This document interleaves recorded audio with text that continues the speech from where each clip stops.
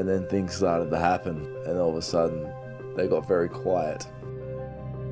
There is an incredible backlash societally to these stories. That's the statement. Someone's gone. Off. We don't want you here. Whatever they are right here in our faces. They are coming to us. Had a worse vibe, just telling you to get out of there.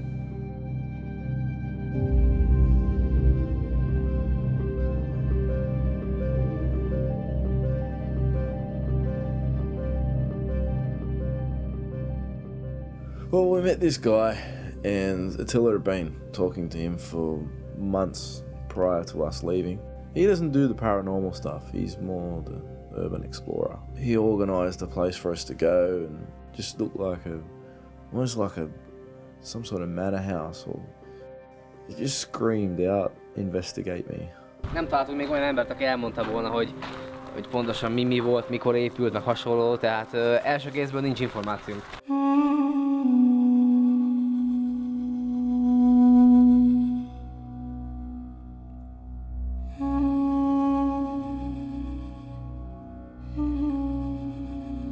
Kastélyokat azokat inkább gazdag családok, urak építették maguknak, akiknek ugye rengeteg pénzük volt, ugye gazdag családokról van szó, nemesi családokról, és ugye ezek ugye vagy kihaltak, ugye a idő is változik, a rendszer is változik, és ugye ezek a 20. században, illetve a rendszerváltás idején átszálltak az államra, és nekik már nincs annyi pénzük rá, hogy ezeket karbantartsa, felújítsa.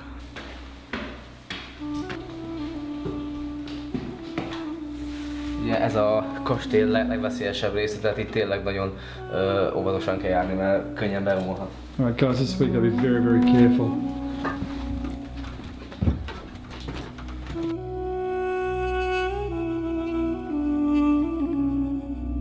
So we went from every single room up into the ceiling and then back down again and then down into the cellar.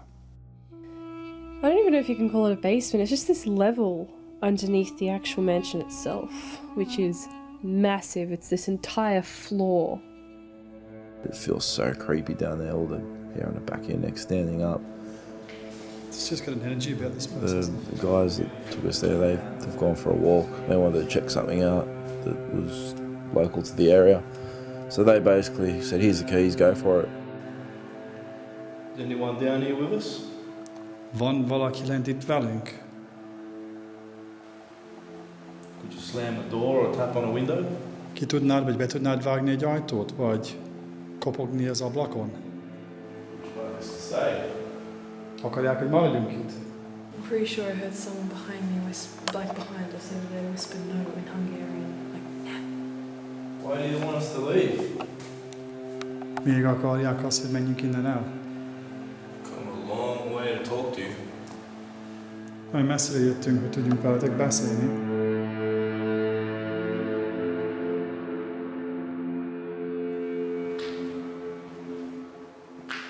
Addig nem távozunk el innen, hogyha nem csinálnak hangot. Right, did you hear that? That was a big bang, man. The whole house freaking vibrated. Just as I said it, bang. Yeah, it was a good one. No, let's go, mate. So we leave the voice recorder down there because, you know, there's stuff happening down there. It's gotten the better of me. I want to find out where that bang came from. Expecting it to be someone in there hiding or joking around. There was no one in that whole house. We turned that place upside down.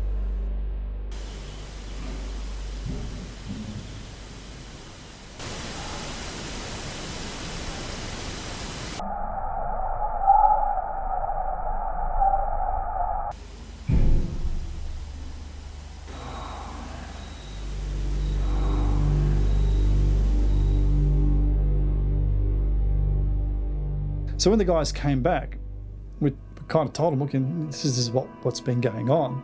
So then they said, okay, well, what do you guys want to do? Let's go into one of the rooms and let's do a seance there. His reaction involving the paranormal, they didn't take us seriously at first.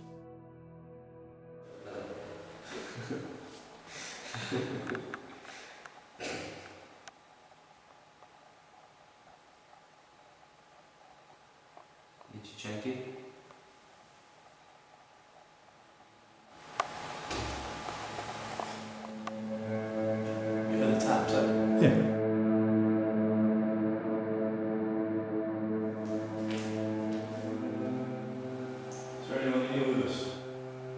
bent valaki velünk.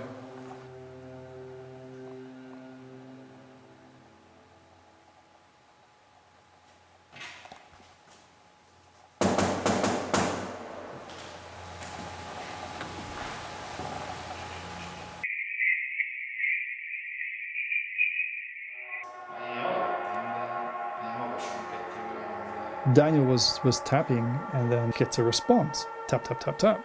What the hell's doing this? What was it? Talking. Do you know what I mean? I heard a man talking in there. Ezt más is hallotta? Akkor morogjon még egyszer, hogyha nem tetszik, hogy itt vagyunk. All of a sudden, the camera gets smacked out of his hand, and I've never seen that guy shit himself so hard. It was very real. You'd feel the room charge, and all of a sudden it would die. And it would die for about 10 minutes. And then it would come back again, and things would happen. We thought that it'd be a good idea to go to a different room to see how things happen there.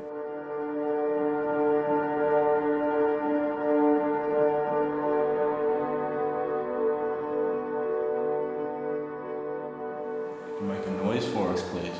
Csinálj valamilyen hangot, legyen szíves. Did you hear that?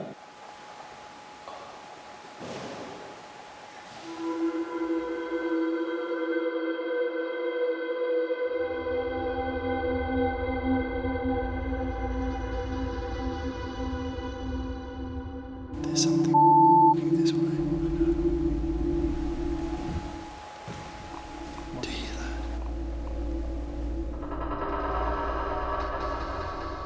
Kérdezni akartok? Nem.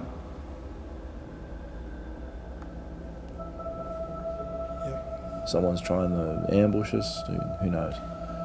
We get up, house is empty.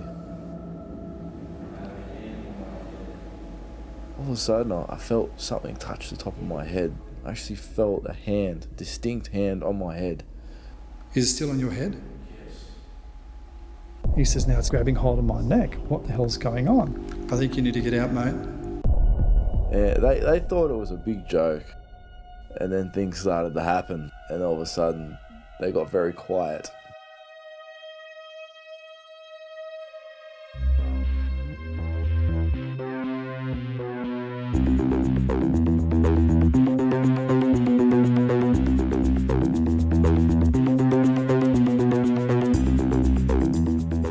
Hey guys, my name is Shalvi and I'm here at Club Burwood at a monthly meeting held by the UFO Research New South Wales Incorporated. We're going to meet members and patrons part of this club, and we're going to talk about their beliefs and have they actually ever spotted a UFO. So come with me on this journey. So why form a UFO group? To disseminate information is our primary function, as well as supplying a safe place for people to come and discuss the subject, which is regarded in a lot of our society as a taboo subject. And the main two things is those things: to disseminate that information through the use of quality speakers with quality information from overseas, interstate and locally, as well as providing that social environment that creates a community. And we are the UFO community. Although we're very small, we are the UFO community. Okay, so when and where did this journey begin? UFO Research New South Wales have been going since the 70s or 80s as a public organisation, and then it was decided that it would become more of a research organisation with a loose affiliation of researchers, and around about 91 3 members decided to reinvent UFO Research New South Wales as a public organisation with public meetings. So you say public meetings, so who are the members who come to the meetings? What are their typical background like? It's people touched by a phenomena that, as Doug was saying, there is an incredible backlash societally to these stories receiving the airing that they deserve. And I think what you do then is try and create a subculture that's a safety net. You know, I think anyone touched by the UFO subject, and it can be for a multiplicity of reasons, they need some sense of catharsis. They need to actually speak to people about it. They need to articulate it. So I think what we do here at this research group is offer a safety net, and it's all walks of life. What kind of backlash do you get?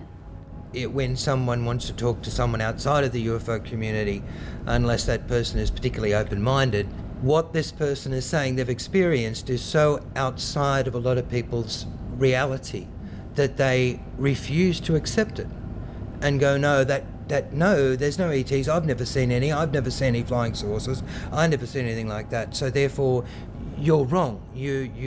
And they try and then reinvent their reality by saying, oh no, it was a weather balloon, oh no, it was probably a plane or something. And I think that's a really important point. Sorry for me interrupting there. It's about that singularity. In your singularity, you can start to really question yourself. But when you meet a community of people that have all experienced the phenomena, they're all going to take it in differently. They're all going to match that to their religious upbringing, you know, so many different issues. At least you have a sense of community around you where you can articulate those stories. And what about you? Have you had a experience with UFO? No, I haven't actually. Through this association, I've looked at been looking at hundreds of sighting reports that get sent to us, and there are amongst those sighting reports gems, which I like to call them. In 2 cases, the aerofoils look like a classic flying saucer with portholes. They hover, there's no noise. These reports, which I consider to be from credible witnesses, it's my belief that we are being visited by something in a machine that comes from elsewhere.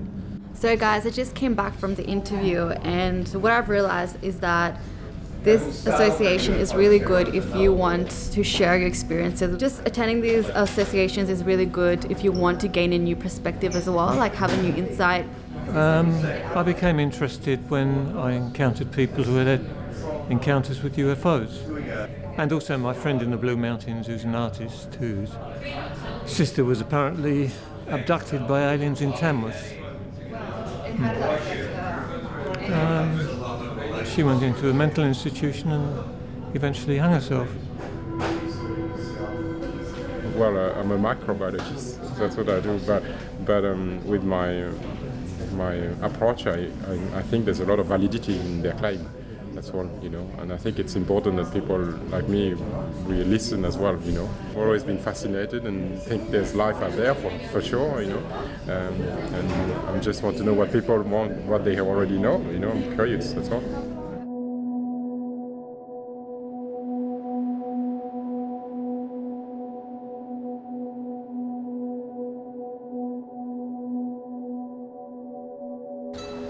I think we really don't spend enough time looking inwards, and especially around us for what we've been given. You know, everything is moving so fast these days, and it's all about more.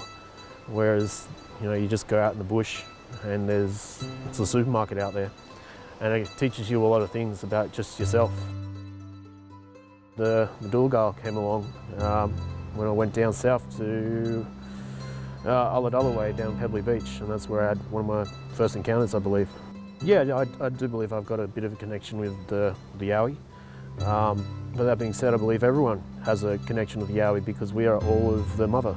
You know, we all come from her, regardless of what people say. And I think if anyone really, truly wants to get in touch with these people, then yeah, I believe it's possible that they can. Yeah, so this is around about the spot the last time that I came here where someone tapped my arm, and you know, I didn't really understand it at the time until I went down south again and spoke with one of the Indigenous down there, and she was telling me that it's probably spirit, someone telling me, you know, don't touch that, don't do it, because this isn't our home, this is their home. We're just visitors here, you know. They're just around. I think a lot of the Indigenous community know that they're there. a lot of them sort of just acknowledge that and just go on their lives. Yowies have got their place, and they've got theirs, and that's pretty much it. Today, well, hopefully we'll be able to go down there and see if Yowies around, because I believe they're just another tribe, and I personally believe it would be really fascinating to make contact with them. Yeah, this is definitely a journey I want to take. Whenever I come down here, I just let any bush spirits or hairy man, Dulgar, a Yowie, if they're around, just let them know that I'm about, just as a respect.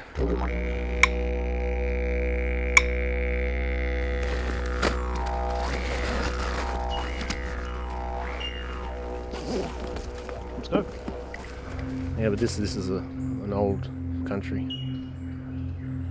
Who really knows what's in this scrub here, hey?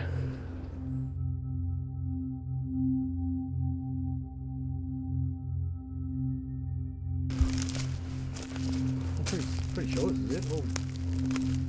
Well, when I came back here a few months back, just noticed there was strips of bark on the ground, and it just looked a bit strange. So I went in and had a look, and I don't know, it just sort of looked like huts. Yeah, it's a bit strange. Yeah, I don't think there's really any guessing about them. It's hairy man, Yowie, and they're out here. I know they are. They're real flesh and blood thing, and people have been seeing them for hundreds of years, if not thousands of years, from the indigenous. And they're not a creature, not an animal. They're a people. They're a people that are part of nature.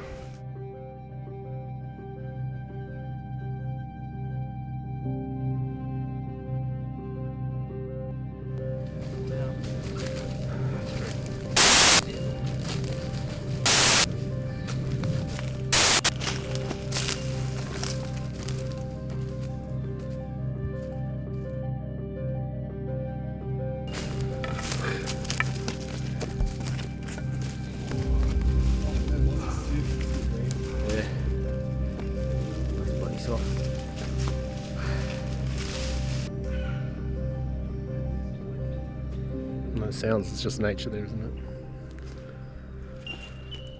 Yeah, I reckon, well, looking at this, I reckon that's a statement for us being here, like the last time, That's a statement. Someone's gone, off. We don't want you here. There's a lot of things happening out here that people would just think it's pretty normal stuff, but this planet is alive, and people have forgotten that. Everything that we know of that we haven't made is alive. The water's alive. The grass is alive. The trees are alive. And we've forgotten that. We've lost touch with nature. And it's pretty sad. Yeah, this Western society, it's not going to last. One day we'll all be back here. And if we don't treat nature with a bit more respect, probably won't be around to be there.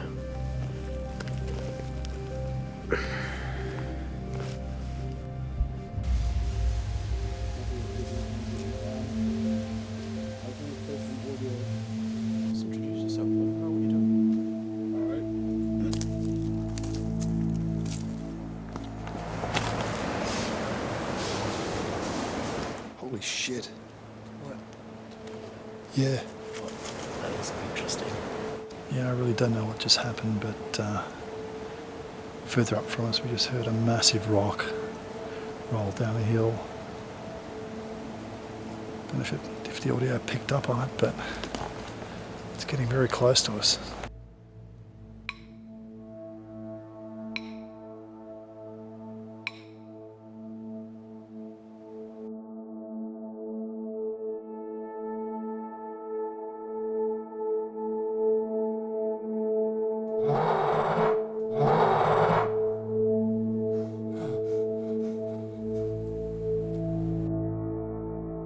We just did a ritual that Ben was showing us, so we turned off all cameras, but Can you tell us what you experienced?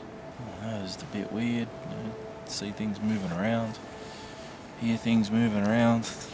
It's like everything's closing in on you. And on the way walking back, I was too afraid to say anything to anyone at first, but because what actually I had saw, so I was shining my torch like you left and right, and I managed to catch a glimpse of this face in a bush. It looked like almost exactly like a gorilla's face.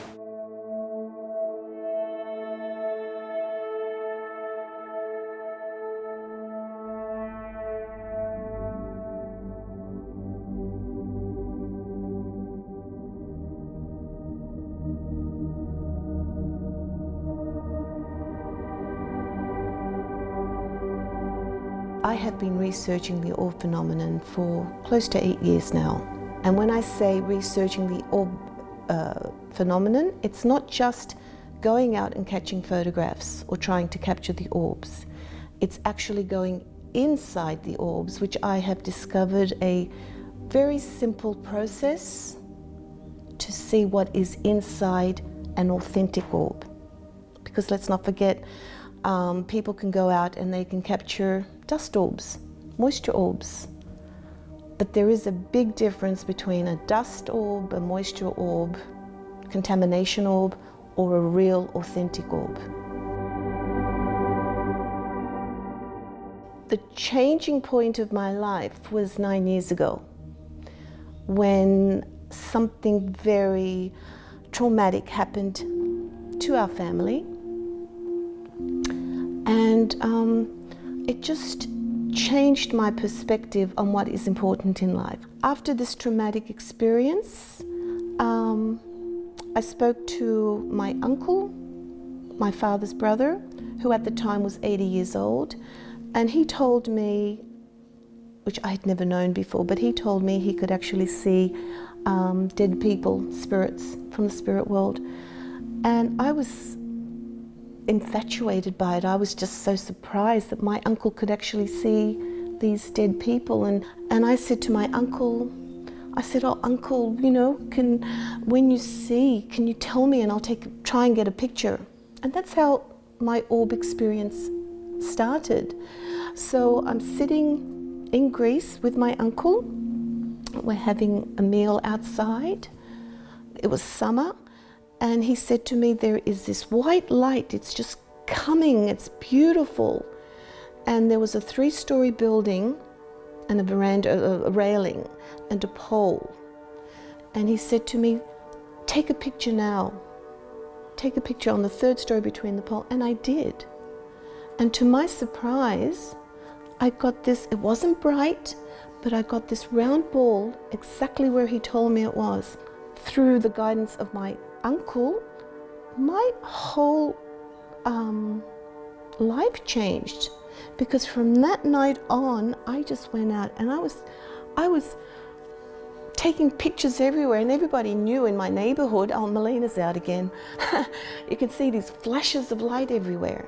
And I was beginning to capture orbs.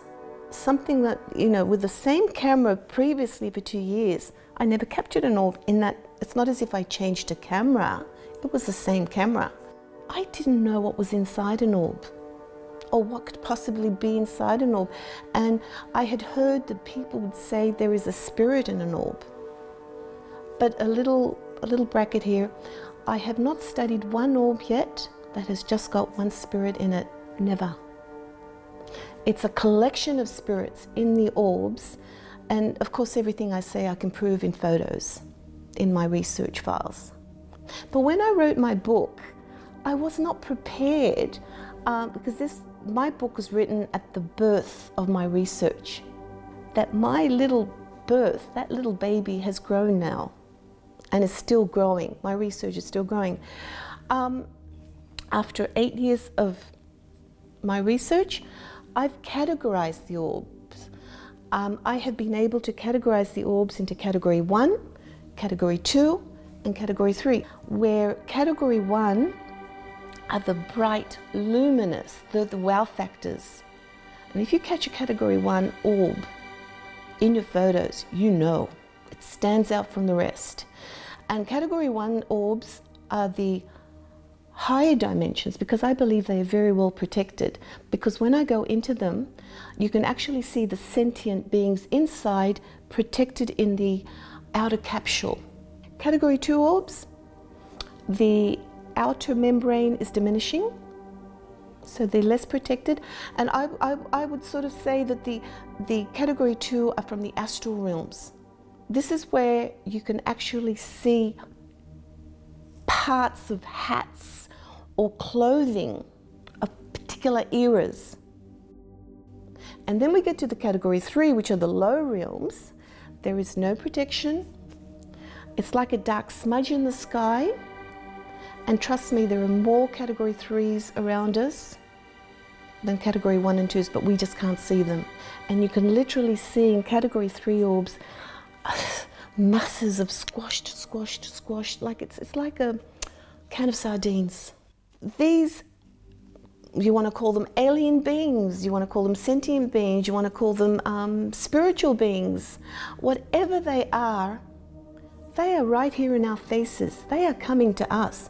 They have found a way to come to us.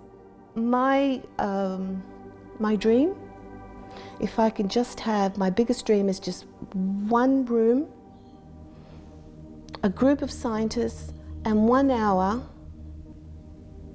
to show them how I do it, to show them the 4 simple steps of my MFT method. And once I show them, it can't be debunked.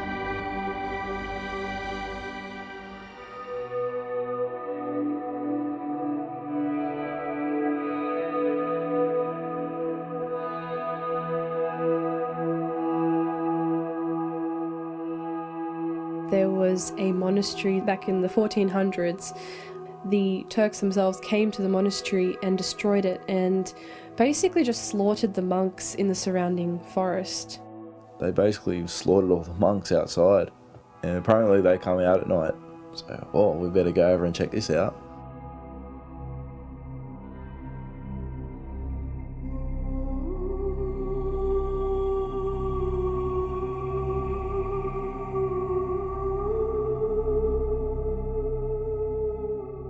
Where it was situated was very interesting because there's this surrounding forest, and then right in the middle of this circle there's the monastery ruins.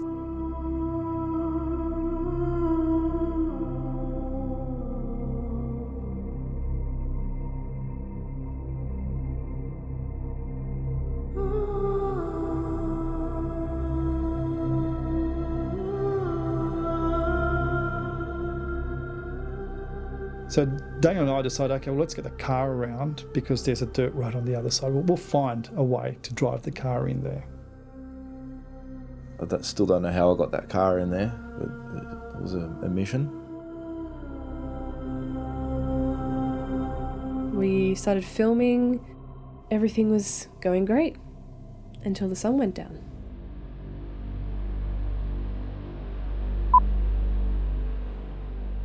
Yeah, before Daniel picked up, and even I heard it as well, there were some footsteps coming from the forest.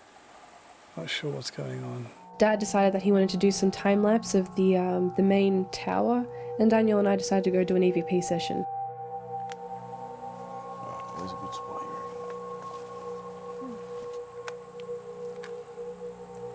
Okay. There we go. Right, turn the light.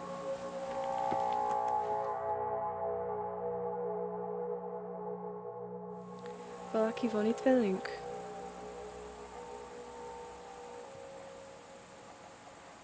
Footsteps? Sounded like it. Sounded like some footsteps coming from over there. Daniel. Apparently this place is very haunted, but nothing definitive.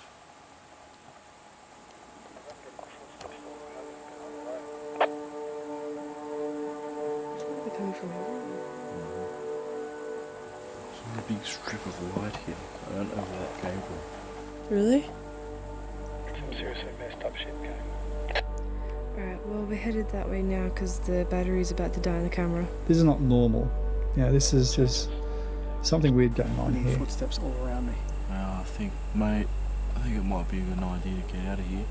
This is, I'm feeling very uncomfortable here. I don't know if there's some kind of cult activity going on here that we don't know of. I thought I heard voices in the tree line back there too. Yeah, it's Really? like there's people all around the place. Shit. I don't know what's going on. I don't know if it's paranormal or... Yeah, listen. The first thing that came through my mind, okay, there's a cult here and they're closing in on us.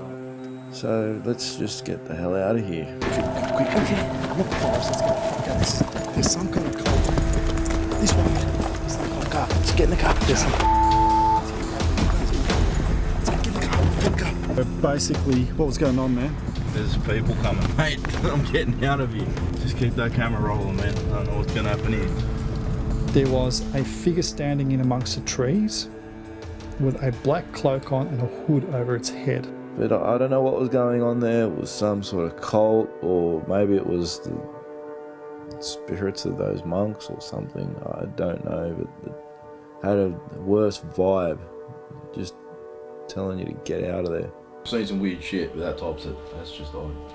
It looked like there were people behind us with torches as we were leaving. Yeah. That was just creepy. That was just creepy shit. But there was no one on the roads. They were actually going through the trees. I know, that's what I was... Why were they going through the trees? The thing I can think of is either they were going to try and rob us, or they were trying to see what we were doing, or it was just some weird shit. There's no doubt about that. There was a gathering going on, and we were in the middle of it.